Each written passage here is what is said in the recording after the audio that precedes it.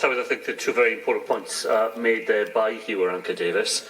We do need to learn the lessons of previous renewables. There is still no offshore wind industrial strategy out of the UK government, despite the fact that we have been calling for one and others in the industry have been calling for one. We do have concerns that in the reliance on competitive processes to drive down the cost of projects, that will result in the cheapest supply chain solutions rather than investing in the long-term value which is to be had there for Wales by making sure not only that energy is produced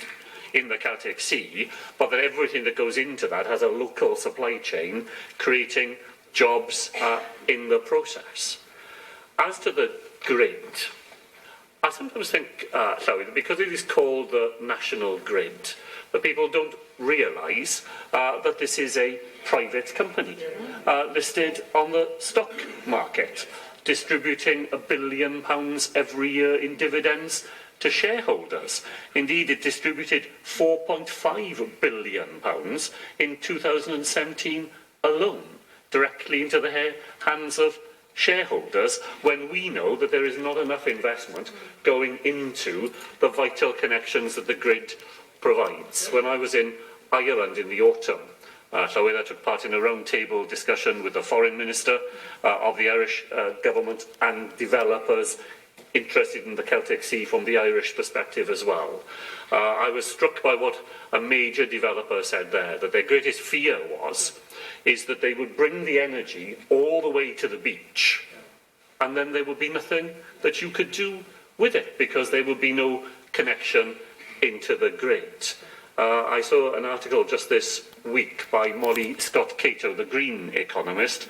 saying that there are almost 700 renewable energy projects on hold across the United Kingdom, waiting for the national grid to find them capacity.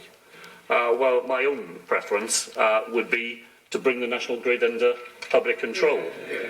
so that it was run in the public interest and where there was no leakage into private profit of the resources of that company. In the meantime, we work with the company and with others here in Wales. We're glad to see last year a move towards anticipatory demand